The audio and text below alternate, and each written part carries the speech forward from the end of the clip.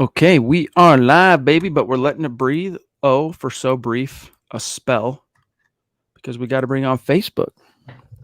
And then we're going to get this party started.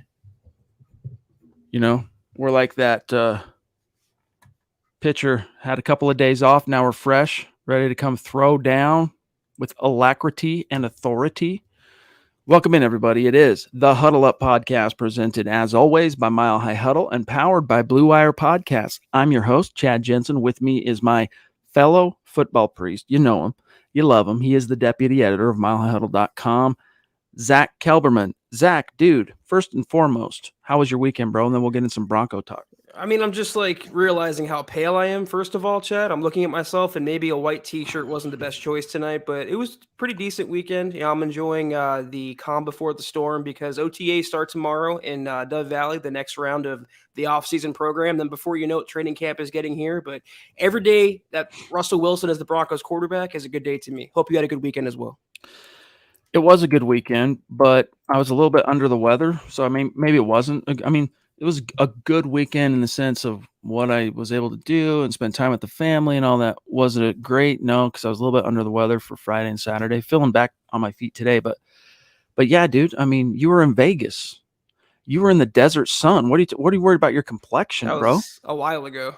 I go back to pale. That's my default setting. Like factory reset on Zach is this color that you see in front of you. Well, hey guys, a couple of things we want to get to right out of the gates. First and foremost, Kelberman, what's this? A lot of people have been reaching out wanting to know about the article at milehighhuddle.com. I'll pull it up for people to see who might be scratching their heads. But who was out there asserting, pounding the table for the Denver Broncos to go sign former Vic Fangio standout in Chicago, Akeem Hicks? Yeah, this was another Bleacher Report special that I felt compelled to report on. The Broncos were named curiously, or interestingly, among Super Bowl contenders who should make one more move that would help their chances of winning said Super Bowl. The writer for Bleacher Report picked Akeem Hicks, the former Pro Bowler with the Bears in 2018. Spent the last 6 seasons there. His body's breaking down a little bit, but he can push the pocket. He's good against the run. He's pretty much like another DJ Jones, but I wonder and I posit, do the Broncos need him? Do the Broncos spend the $4.5 million that he's projected to draw annually on Akeem Hicks? Do they not already have a good defensive line? They added to it with Awuzurike. Got it. I don't think they need Akeem Hicks. It would be a luxury move, but he's going on 33 years old. Again, he's missed quite a few games the last couple years. He can wreak havoc when healthy, but so can Draymond Jones. So can the Broncos' current players. I think the Broncos would pass ultimately on Akeem Hicks. A little too long in the tooth, I think, to try and claim this would be like the last missing piece. I liked Hicks. About the time Fangio came to Denver, I liked Hicks a lot. He was still maybe toward the tail end, but he was still in his prime. He was coming off 2018 anyway. He was either, I'm pretty sure he was pro. I know for a fact he was a Pro Bowler, but I don't know if he was all. Oh, you got it right here. Pro Bowler in 2018, named among the top 100 players.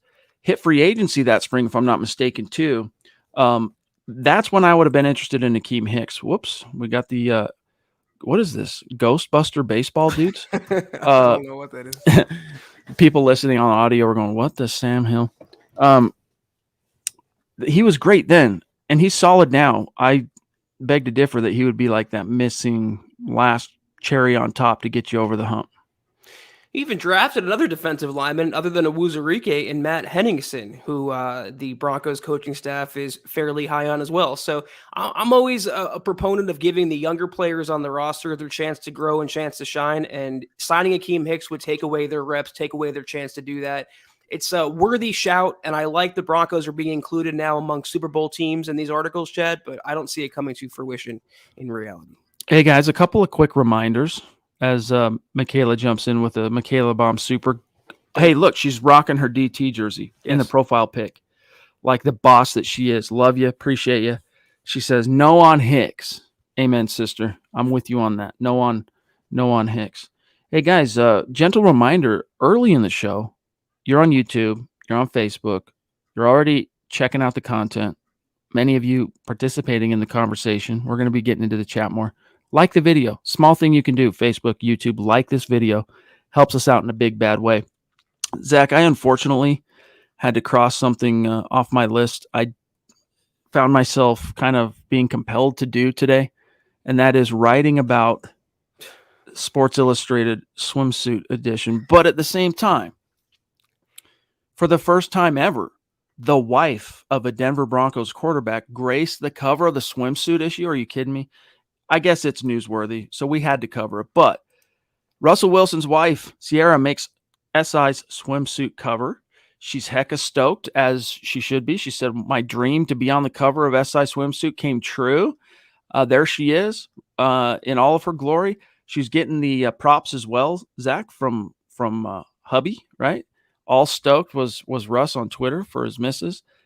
That's what I meant to tell you at the end when you asked me, how was your weekend? It was good, but it was kind of punctuated by writing that article. What's up, Sam Bam? Thank you, bro. It's great to see you. You are a stud. Love your profile pic. Still to this day, one of my faves. It's May 22nd, isn't it? It's where we are right now, but that's cool. That's my out, right? That's how I sleep tonight. Let's get to more pressing topics here. And Sam Bam, seriously, dude, you are the man. Really appreciate you, buddy. So consistent.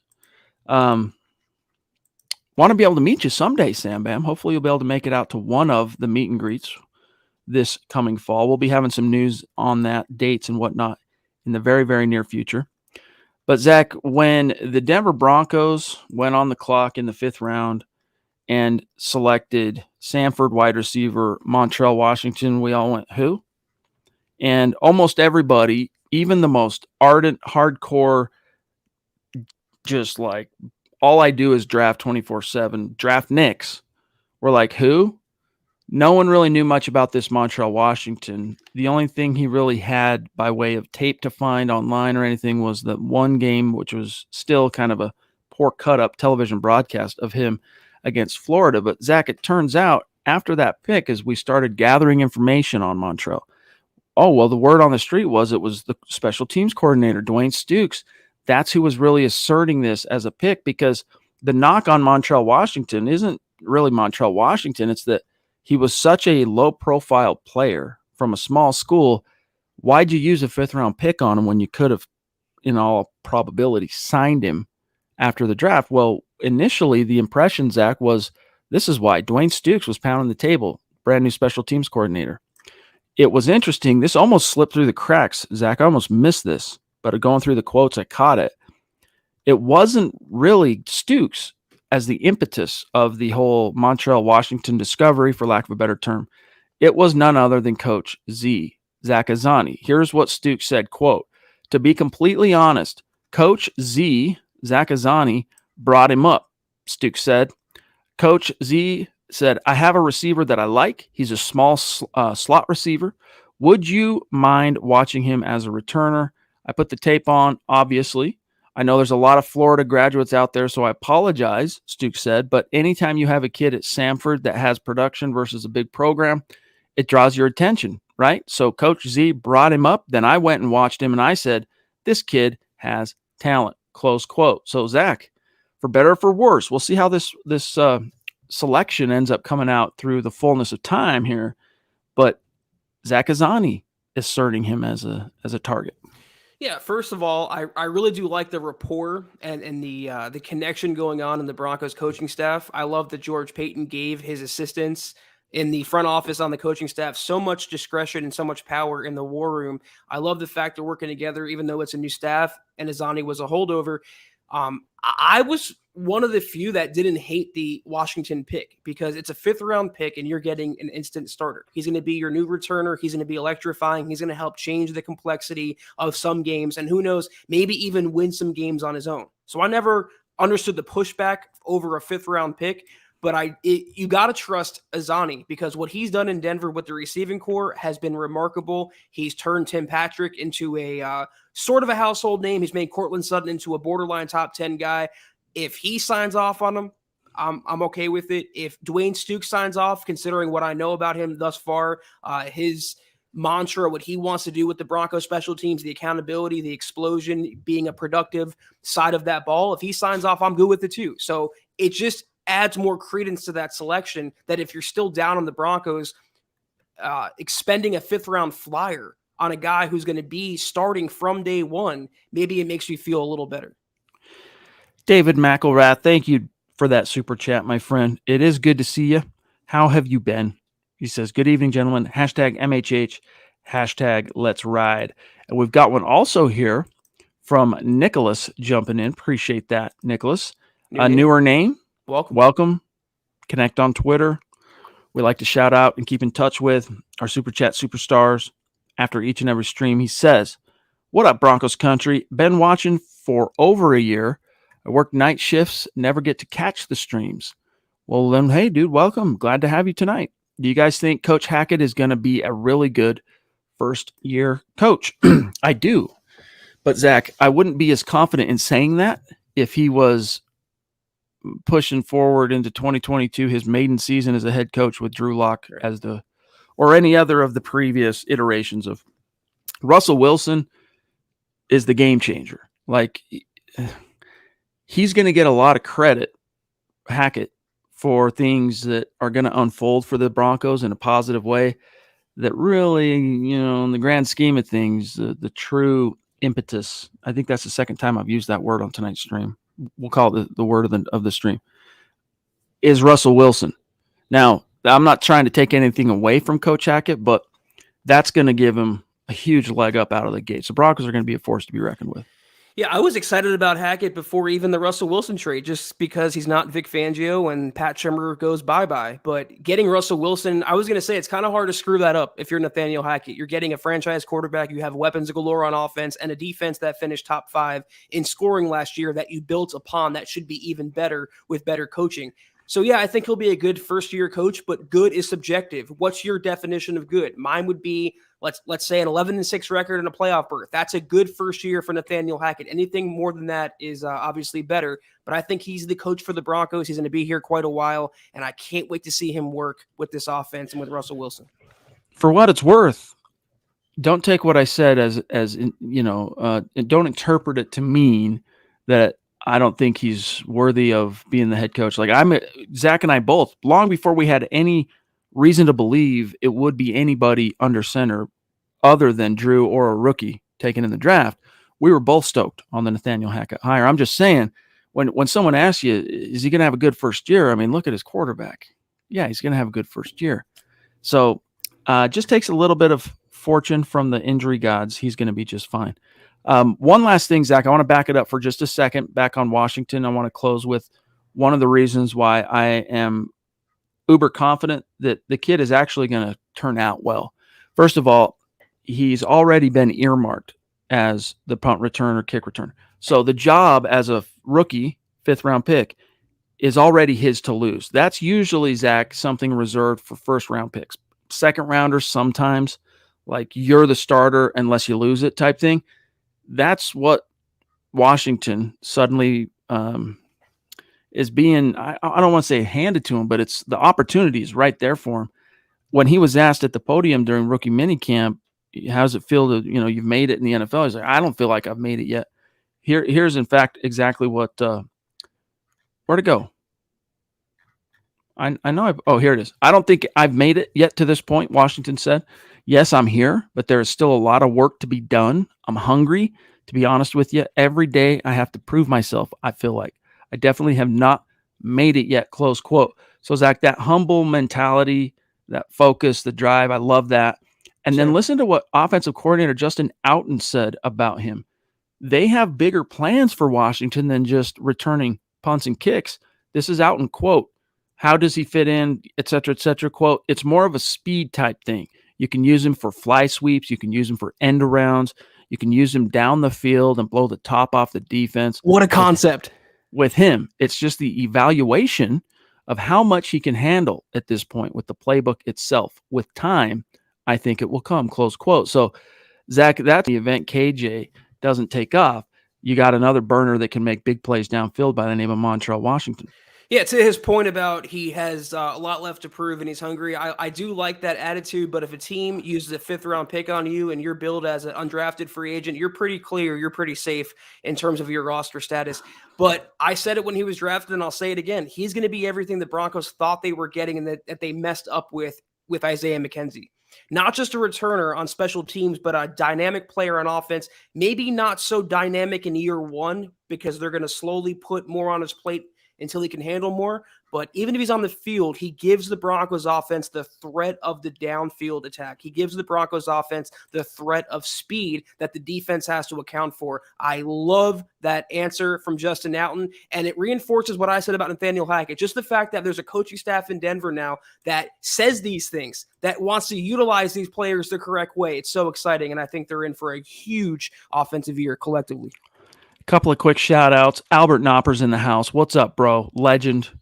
Shout out to the Robot of Doom, and congrats on Twitch for getting to that 400 followers. That's really cool for you, big dog. A legendary figure is in our midst, Zach. None other than Chris Hernandez, almost a 3-decade veteran, formerly of the United States Air Force. Bro, thank you for the super sticker, the support, as always. We've missed you. How have you been? We want to get you back on the show in the near future. So let us know. Reach out to me on an email. Let me know, or DM me on Twitter when that would work. But Chris, you're a prince. The podcast is always better when we see Chris Hernandez's name flash on the screen. So we definitely appreciate you, Chris. Hope you're doing well. And if you have any questions, you want to interact, pop it in the comments. We'll be sure to address it.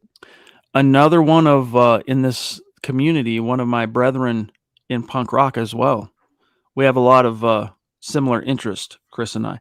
Albert wants to know, are we going to have a meet and greet again? Yes, a true, well-planned and orchestrated meet and greet we're going to do. Probably 2 of them this fall. So we're going to reveal the dates on that here in the near future. We got a few other ducks that we got to get in a row before we officially get that rolled out for everybody to start making plans. But we understand the sooner we can get that information out to people who want to travel, like Albert would be traveling to us and all that, the better. So that'll come soon. We can't wait. Big ducks in that pond. Can't wait to reveal it all to you guys. Very exciting stuff. Yes, indeed. Okay, let me see here.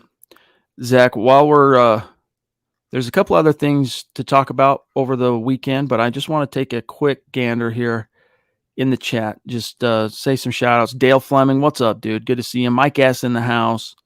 Leroy, what's going on? Oh, yo, the father of Axel in the house. What's going on, Andrew Baker? What's up? School's out for summers, so been busy grilling and throwing the old pigskin to the kids. LOL. Axel has a cannon. That's dope, dude. It's great to see you.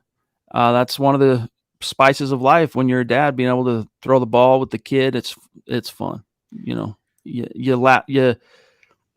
you appreciate those moments for what they are.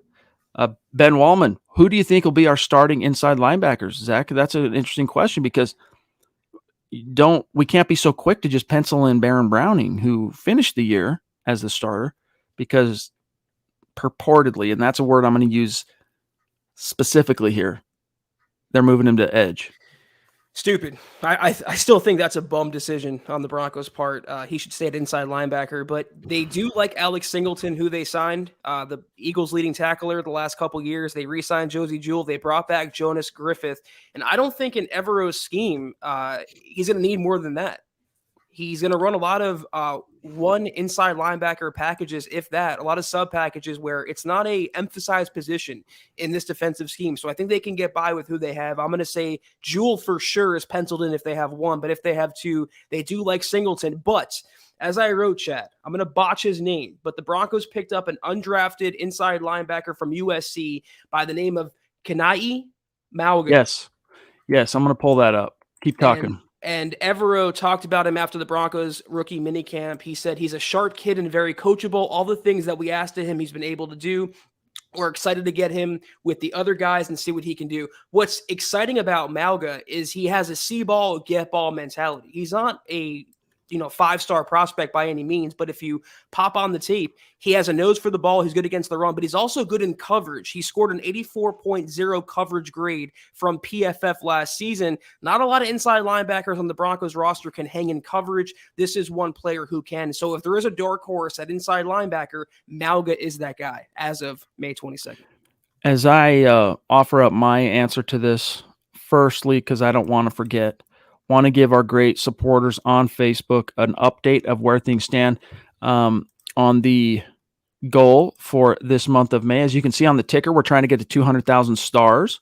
When we do, we are going to raffle off a Broncos jersey of the winner's choosing. Only people in the running for that are those who contribute to the goal, like GLP here, like Andrew, like everybody else that supports. But thankfully, Facebook makes it very easy on us to keep track of who the top people are. And it's going to take up the whole screen for a second. But as you can see here, all right, number one, you got Gary Leeds Palmer. Well, actually, no, I gotta fix this. Hold on, that's the wrong one. I'll come back to that in just a second. I'll come back to that. Let me grab Gary first because I grabbed the wrong image. GLP, good afternoon, Chad and Zach and Scott. I have a hunch we're gonna see an all-star team, but I think Hackett is more experienced than given credit for and will surprise some. That's for sure. And it's also encouraging to me, Zach, that he's of course, the son of a longtime and prolific coach in Paul Hackett. So some Kyle Shanahan vibes kind of going in that respect. Well, I mean, working under Matt LaFleur and working alongside Aaron Rodgers will be great for your resume, but people are acting like Nathaniel Hackett never called plays before, and they forget about his time in Jacksonville, what he did with Blake Bortles. So, yeah, you mentioned that if the Broncos win a lot of games, Russell Wilson and the Broncos offensive players will be getting the credit, but Nathaniel Hackett, what he's doing behind the scenes, drawing up the plays, game planning, play calling, something that the Broncos have been so bad in the last couple of seasons, that's going to improve tenfold as well. And by the end of the year, when they're a playoff team, everyone's going to say Hackett is the next, I don't know, Sean McVay, Kyle Shanahan. He's going to be up there in that regard. Agreed. Sam Bam, thank you, bro. Number 2 for tonight. I hate to bring this up, but is there any news on Jeudy, the Jeudy incident? Is the possibility of a suspension still on the table? Hopefully nothing happens. Go Broncos. And then Samaki Hill wants to know, just curious, will Jeudy miss a game because of the stuff? So on the same topics, guys, thank you, first of all, for those supers. Love you. Much respect. That's still in the wind. He hasn't been convicted of anything. So the NFL will kind of maintain, Zach, a wait-and-see posture on that in terms of discipline. Broncos also have the prerogative to issue any kind of discipline. Once the gavel of justice comes down, if he ends up getting convicted, or if he pleads guilty to it, to accept like a lesser penalty or whatever, etc., then the NFL might step in and actually issue a suspension. Even if he doesn't get convicted, they still, from the conduct policy perspective, could, although it's much less likely, especially on a not severe charge at all like this. I mean, he was arrested, and that's bad. It's a bad look for the NFL, which is why they could still come back and suspend him. But I honestly, Zach, don't expect there to be any blowback from the league on this.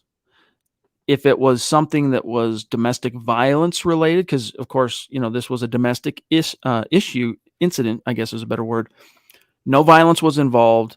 We don't need to rehash the whole thing, but I want to remind everybody, this wasn't Jerry Jeudy getting arrested for like punching the mother of his child or something. That's not what happened. And that's not me condoning what he is accused of having done, Zach, but just to help people keep it in perspective. Can Jeudy be converted into a receiver who catches passes? That's all I really care about. Yeah. This little incident, if it wasn't for Colorado's kind of, I don't know, complicated domestic violence laws and statutes, I don't think Jerry Jeudy should have been arrested, because the woman in this case literally said the case should be dismissed and that Jerry Jeudy didn't hit her. There was no physical violence. It was an argument I think every couple has fairly often as well. They were withholding petty property from each other, and they resolved it on their own. I would be really surprised if the NFL came down on Jerry Jeudy. Just because he was arrested wasn't a great look for him, and I think fans who criticized him, and he's been criticizable, if that's a word, the last couple of years, but that arrest was like the confirmation bias they needed. Oh, look, he can't stay out of trouble. He's in a domestic violence situation, but as the facts show and the details show, I don't think it's that serious. I think he'll be okay. Yeah. Yep. And Hackett talked about, for what it's worth. Thank you, Phil. Appreciate that, buddy. As I'm going to pull up the actual rankings so you guys can see it. Hackett talked about the fact that, we're going to learn from this as a team. He's going to use it as a teachable moment, hopefully to edify the collective. Here are your rankings, top 5 on Facebook for the stars goal. That is if we hit goal.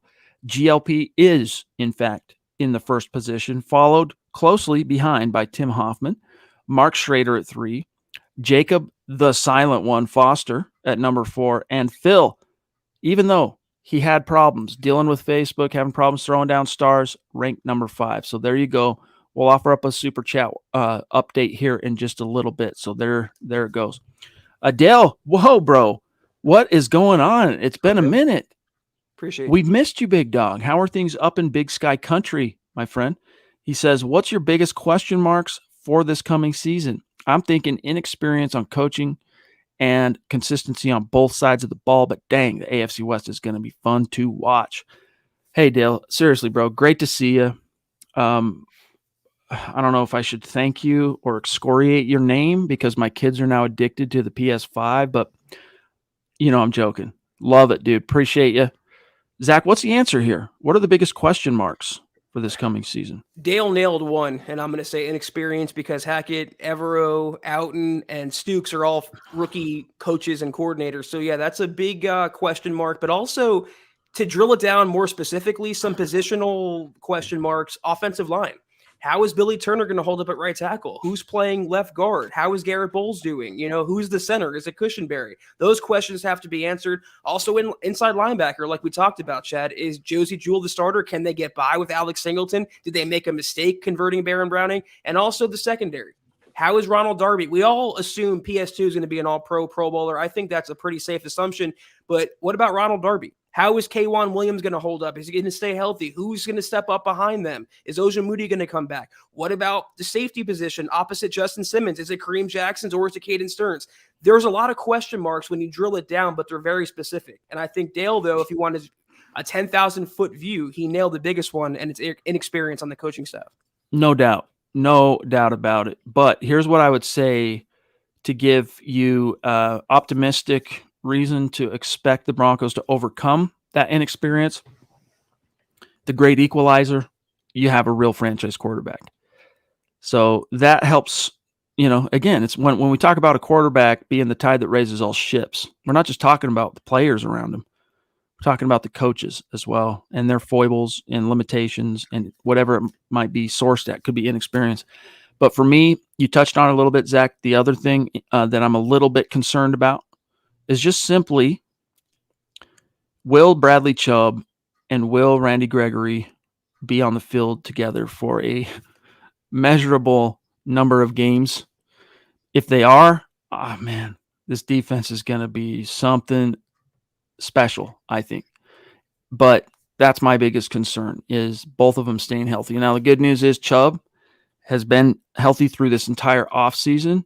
Last time that happened for him, he put up 12 sacks, almost put himself in the record books on the NFL side, put himself in the record books on the Broncos side. He now has the most sacks for a rookie in franchise history. Randy Gregory, I'm still trying to give you the upside here, the optimistic view. Got that shoulder dealt with very early in the offseason, right? Literally on the heels of signing his contract with the Broncos, boom, under the knife. So I'm optimistic. I'm hopeful, Zach, that those two are going to be available together on the field, because if they're available, it's only a short matter of time before they impact. It's not a matter of will they or if, it's a matter of when. Yeah, I want to just Chase. When I first talked about inside linebackers, I mentioned Griffith after Singleton. I said the Broncos could be fine with those three. So I'm not ignoring Jonas Griffith. I'm just saying Josie looks like the penciled-in starter, and Alex Singleton, who they targeted and signed in free agency, looks like a guy they like a lot as well. But Chad, would you say we're an unbiased, objective podcast? I'd say we are. Regularly, consistently. If you want to be objective, I think a question mark that's worth pondering as well is Russell Wilson.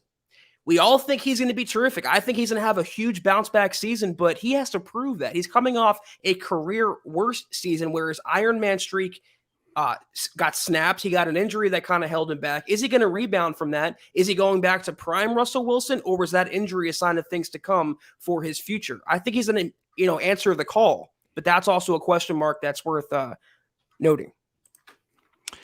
Yes, it is. It is. Overall, tell us how, ZZZ. Just tell us how. And don't bring up Drew Lock. Without bringing up Drew Lock, that's the challenge. Tell us how we're biased. I would say I'll just speak for myself. I try to be as unbiased as I can be. But if you're a human being walking the earth, you're going to have a bias. You're going to have biases on every level. The question is, how much can you keep those biases in check? And that's not really for us to decide. That's for you guys to decide if we do a good job or not at that particular brief. Yeah, ZZ wants to continue grinding axes on Drew Lock. But really, what I don't know. I mean, we're sitting here in May. Why not, dude? I mean, what else are we going to do? What's the most biased thing? I'm going to speak for myself here, Zach. What's the most biased thing I've said about Drew Lock? All right.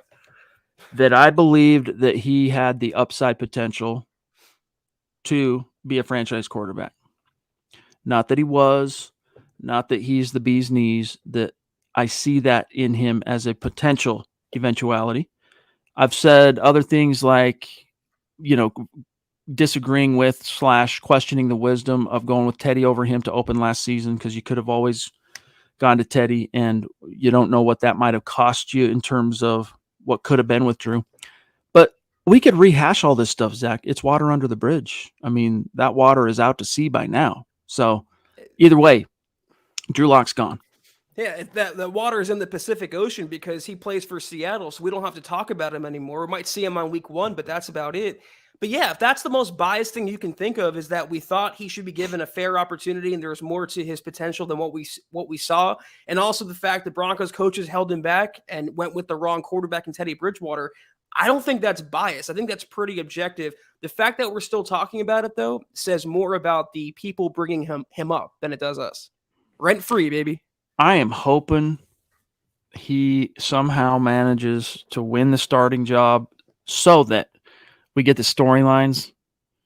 We get every possible storyline for week 1, because it's already going to be replete with storylines, just their whole Russ. Even if all the Broncos did was give up draft picks, there were no players looking for revenge on the Broncos, and it was just Russ's return to Seattle. I mean, that's juicy enough, especially right off the bat. I mean, think about it. Put yourself in the shoes of a Seattle Seahawks fan, Zach, and, disappointing season for them. One of the only 2 in the Russell Wilson era that did not result in a playoff berth. You've heard some rumors as the season ended, but Russell tamped them all down. You're not that worried about him not being your quarterback next year. And then suddenly he's not. And then the very next time you get to see him, he's battling against you. Like, little compassion, I guess I would feel for the 12s up there in Seattle. Yeah, and on Monday Night Football to boot. I mean, just the biggest stage of the week in the NFL. It's going to be some matchup, and I can't wait to see Russell Wilson throw for like 3 touchdowns, 300 yards, and the Broncos win going away. Dude, it's going to be brutal. Wilson is going to mop the floor. Can't wait. We'll be able to speak with a little bit better accuracy once we see how some of the position competitions shape up for the Seahawks this summer. But I'm telling you, this is not Peyton Manning's first go against the Colts after they had cut him, which he lost, by the way, because the Colts had Andrew Luck and the Seahawks have Geno Smith. I mean, just as good. Maybe Drew Lock. But as much as I like Drew Lock and still think he has some upside, I mean, come on now. I'm not even going to put him in the same universe right now anyway with Russ. Yeah, it's going to be not fair to put it one way. Seattle, I think, as the season goes on, they can maybe develop into a team that pushes for a wild card. But in week 1, prime time with a raring Broncos team and Russell Wilson, good luck is all I'll say. All right, let's turn the page Michaela here bomb, baby. to the Duchess throwing down. Thank you, Michaela. Thank you. Wow, thank you very much, my friend. We love you. We appreciate you. Mount Rushmore. She says, how awkward would it be if Drew does beat us? I mean, yeah, it would be awkward. It would be awkward, but it's not going to happen. I'm telling you. The number of, you want to talk about ducks, and you want to talk about rows, the number of ducks that would have to fall perfectly in a row, I think, for that to happen. I mean, I'm not trying to pretend the Broncos are, we're not talking about the, 2015 squad. We're not talking about even a Kansas City Chiefs team that has now six straight seasons of league dominance. We're talking about a Broncos team who won 7 games last year that now has a new coaching staff and a new quarterback. So there is like that realm of, these weren't world beaters, But again, the franchise quarterback, the Seattle Seahawks are going to learn this the hard way, man. The best coaches in the world can avail you not if you don't have the franchise quarterback.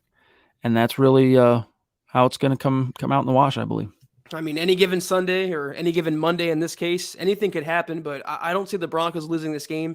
Though, Michaela and Chad, I brought this up a few pods ago. I said, imagine if Drew Lock beats the Broncos on Monday Night Football.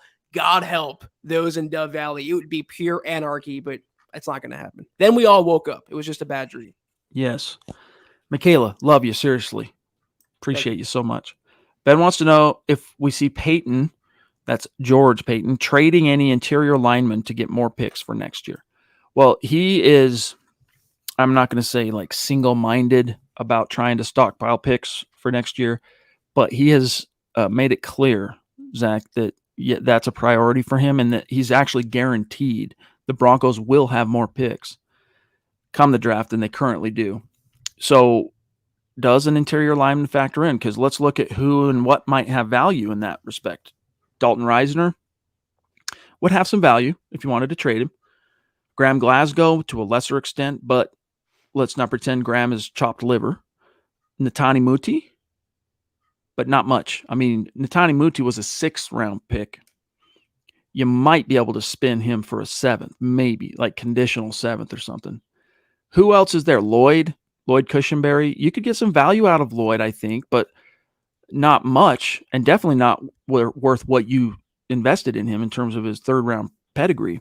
So really what this means to me, Zach, is could you see the Broncos trading Dalton Reisner and or Graham Glasgow? I mean, beyond the fact they'd have minimal value, what are you getting back, a 2024 conditional 7th-round pick? It's not really worth it if they're starting players. I was listening to Lance and Scott the other night on the podcast, and Lance brought up maybe trading Cushenberry, and Scott pushed back, and I agree with that because who are you going to replace him with? Who we don't even know who the Broncos center is going to be. You mentioned Glasgow, but the Broncos' first move this offseason, I think it was restructuring Glasgow and bringing him back. He's obviously in their future plans, either at guard or center. But if you trade Reisner, who's starting at left guard? If you trade Cushenberry, who's starting at center? I can understand Cushenberry becoming a backup, losing that job, but to get him off the roster to pick up a late round pick 2 years from now, I think is bad business. Honestly, I'd keep him. Yeah, Dale, props to Phil for battling the algo bots. No doubt about it. Hey, let's grab this question, Zach, from Daryl on Facebook. Who's going to be, since we are bringing up Cush, who's going to be the Broncos starting center? Is it going to be the rookie Luke Wattenberg or Lloyd? I think it's going to be Graham Glasgow, dude, because I think the Broncos want Reisner and Quinn Miners on the field at the same time.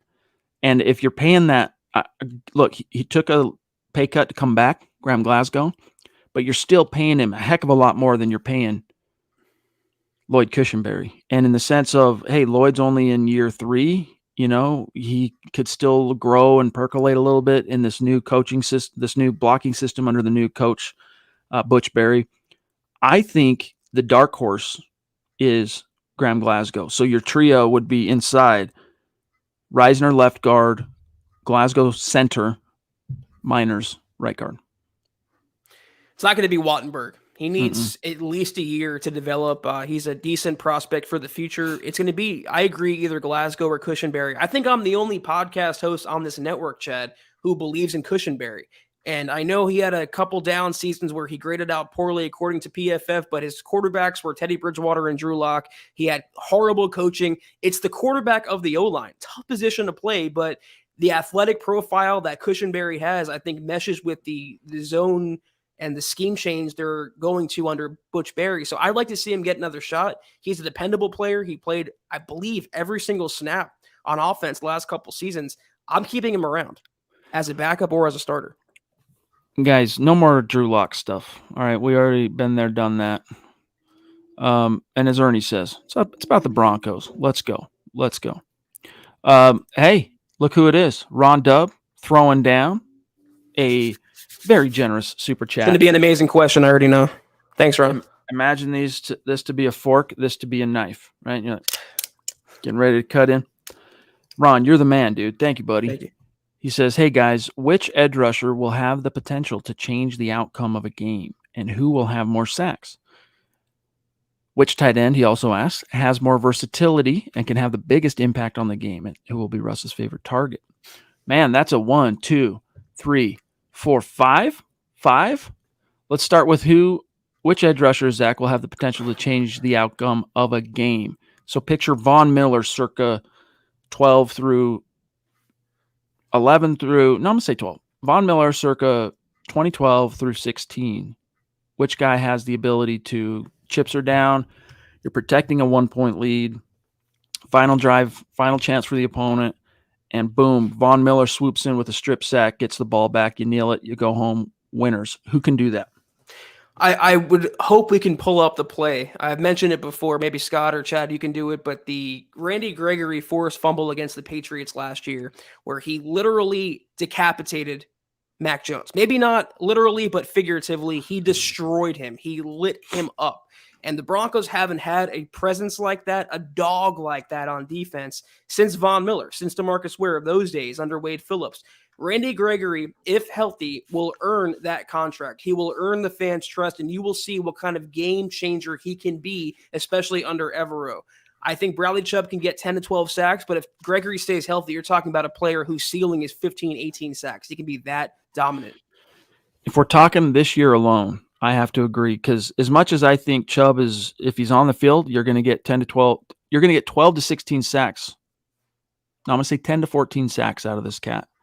He's never been the guy that delivers in the clutch, even in his best seasons as a Bronco. So specifically 2018 and 2020.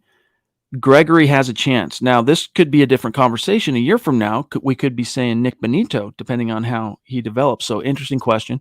I do think, though, all things being equal because of the health thing, I'm going to err on the side of Chubb finishing the season with more sacks this year than Randy Gregory. But if Gregory stays healthy the whole year, I mean, I think he ends up stacking up probably more. But that's still, to me, it's a pretty big if, Zach.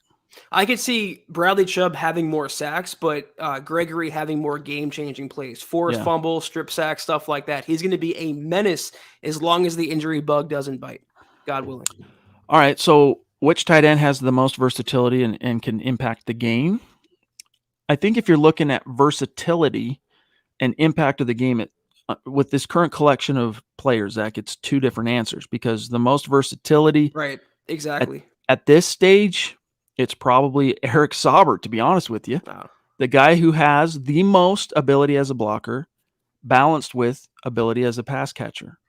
So even if I'm wrong on that, all right, and that you want to point to a different tight end that might have more versatility, the one that can have the biggest impact on the game, to me, it comes down to Alberto or Greg Dulcich in terms of receiving ability. And because I have a more tangible thing to touch in the sense of Alberto, I'm going to err on the side of Alberto Kwebunam. But look, the Broncos are freaking geeked up about Greg Dulcich, so we should not sleep on him. Yeah, you took what I was going to say there, which is it's a two-prong answer. Versatility, though, I would give the edge to Dulcich. If I'm the number 80 overall pick, I'm not worried about Eric freaking Sauber. I mean, the potential for Dulcich is quite higher. So he is a better blocker than Alberto. He's a good receiver, and the Broncos, like Chad mentioned, are very, very high on him and his flowy mane. In terms of impact from day one, from week one, that's Alberto to me. He's a steam stretcher. He's the veteran, or one of the veterans among the group. He has experience as a starter. When he's healthy, he's not dropping passes. He can be that Jimmy Graham in this Denver offense for Russell Wilson. I'm going to say his last question there is irrespective of tight end. Just generally speaking, who is Russ's favorite target? Cortland Sutton. Yeah. Book that, dude. Book it. I'll tell you one thing, though. He's going to love throwing to Tim Patrick when he gets into trouble and just lob it up with Tim Patrick's sure hands. We might have the opportunity to view Twitter and a particular play that Kelberman hinted at here in just a moment's time. But this is what he was getting to. Watch this. Watch One this. time, in and out quickly. Bam. Oh, watch the celebration from '94, Gregory. He tears his helmet off. He has that See how the defense flocks to him. He provides that spark. He changed the game in one play. When's the last time a Broncos player has done that on defense? Years. Let's hope, man. Fingers crossed. That's what the Broncos are paying for. So, and again, Ron, dude, the questions, love it. Love it, bro. Keisho Guki TV. It's been a minute, big dog. Appreciate you. Says, hey, guys, looking forward to this season. You got a new car. Hey, congrats on the new car. Congrats. What did you buy? For what it's worth. You got to tell us what it is. You know what I'm saying? Hey, shout out to Shane, who's a great supporter. I know he's left reviews on Apple Podcasts when we've asked him to. Really appreciate that, buddy. Good to see you in the chat. We are at 45 minutes, so I'm going to take a quick pass back through the chat and make sure I haven't missed anything here, Zach. And on that same note, make sure there's not a storyline we haven't hit real quick. Well, I guess we should talk about this. This is noteworthy, all right? The Denver Broncos put out a press release over whatever it was. It was Thursday night or Friday. And defensive coordinator Ejiro Evero and front office executive Kelly Klein have been selected for Denver to represent Denver in the NFL's coach and front office accelerator program. What the Sam Hill is it? First and foremost, takes place during the spring league meeting in Atlanta, May 23rd and 24th. And the point of it is it provides senior minority prospects and minority prospects with senior minority prospects. That's a typo. Anyway, with leadership and development sessions to be held with NFL football operation experts, facilitators, and even with club owners. The objective aims to build a, quote, diverse hiring pipeline for, this is where it kind of gets interesting, Zach, future head coach and GM candidates. So this implies, Zach, obviously the minority component, that's what this is about, is giving them more opportunities. So in the case of Evero, being black, and in the case of Kelly being female, getting that opportunity. But the Broncos view them with some kind of upside potential to one day be a head coach candidate / general manager candidate, Zach. So, maybe not the most exciting topic to discuss here in the middle of the summer, but really cool to hear both these two having their star, as it were, advanced with an opportunity like this. Yeah, a lot of people think around the NFL that Evero can be a future head coach, and this would seem to further that. And then also Kelly Klein, the Broncos poached her from Minnesota and gave her a fancy job title. And anyone who George Payton leans on, I think, has a bright future in the NFL, and she's his right-hand woman, Kelly Klein, in the Broncos front office. Though I kind of do hope eventually the Broncos lose Evero, because wouldn't that mean they gain a third-round draft pick? Or is it a team that hires a minority coach, gets a third-round pick? I think it's the second thing. Oh. Pretty sure, but hope he gets one anyway. Those things those rules have been changing a lot lately, so forgive us if we don't know that one right off the cuff. But yeah, it's kind of interesting because I'm trying to think of who some of Denver's past candidates. I know that the what's his name? What's his name? The dude that was the Saints exec, the Terry Fontenot, that got hired by the Falcons.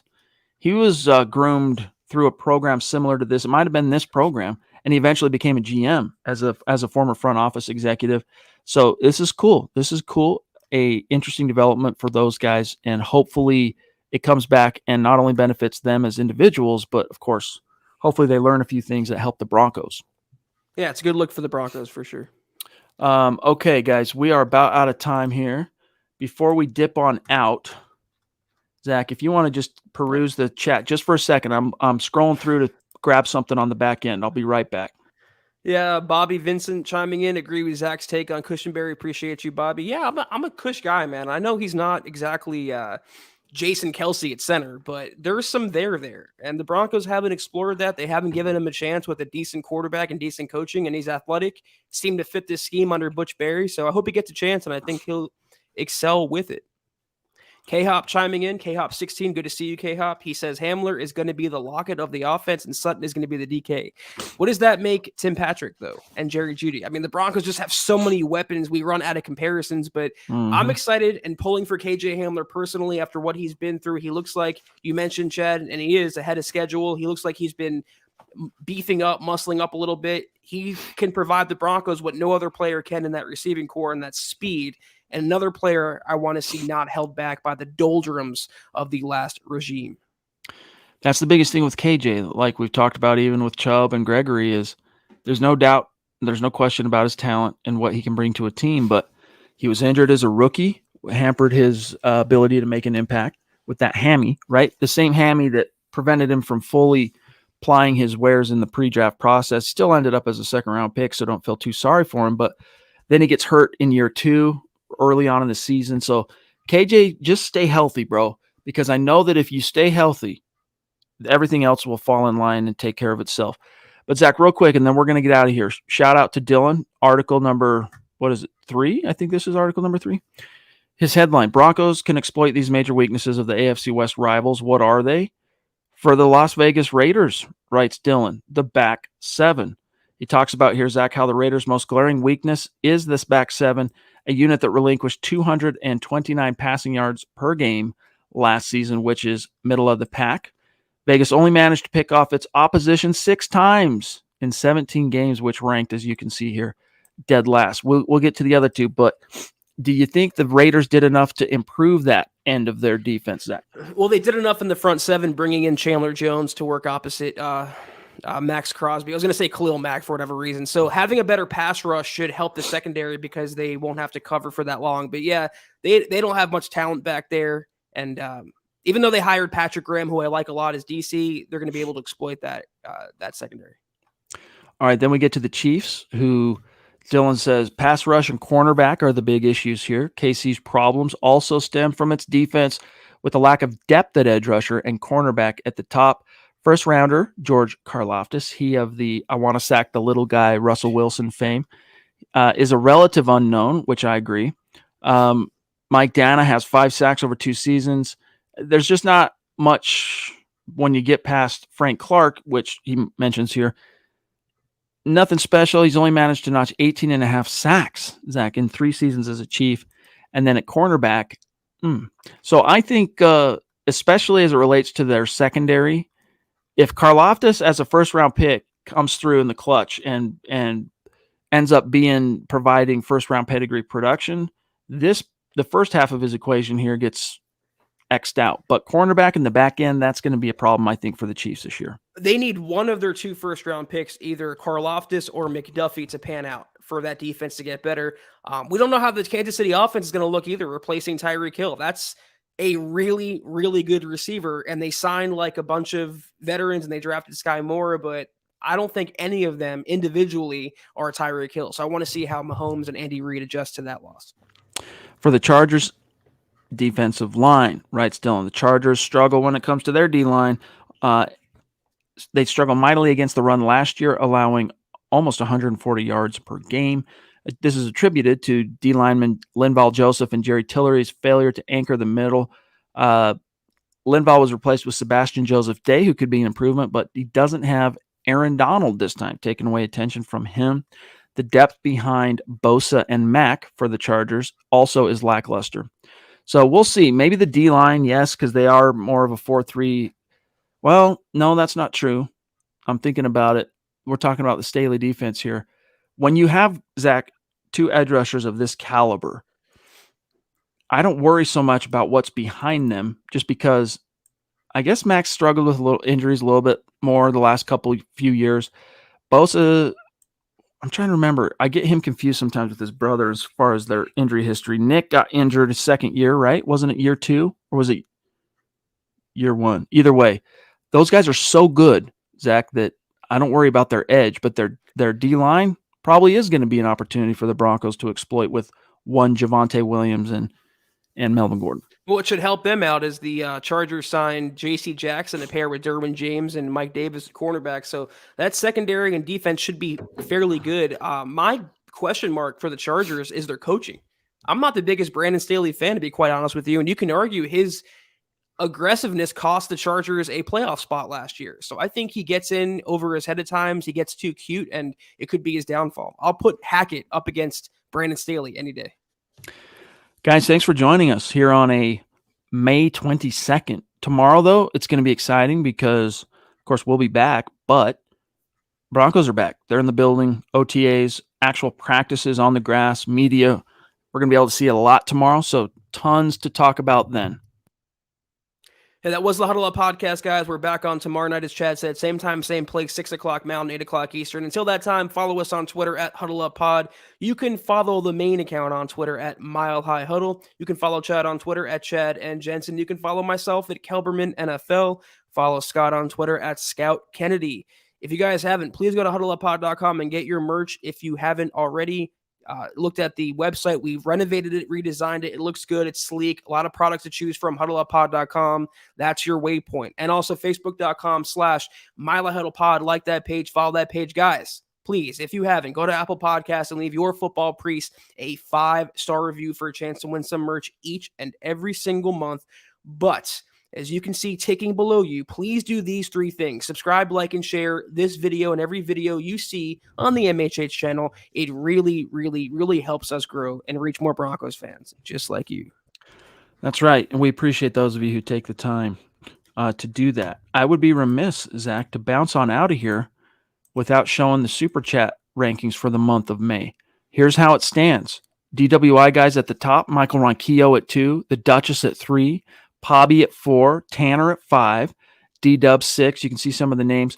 Top 5 finishers on YouTube on Super Chat in this month of May. Their names go into a hat, raffle, draw one out. That's who gets a Broncos jersey of their choosing. But shout outs tonight include on Facebook, Ben Wallman, as you can see, Phil McLaughlin, Andrew Baker, Gary Leeds Palmer, and our great Super Chat superstars, starting with the Duchess, Michaela Parker, Nicholas, Chris Hernandez, Samaki Hill, Sam Bam, Dale Roods. Good to see you, Dale. We've missed you, big dog. Ron Dub and Keisho Guki TV. Seriously, appreciate each and every one of you.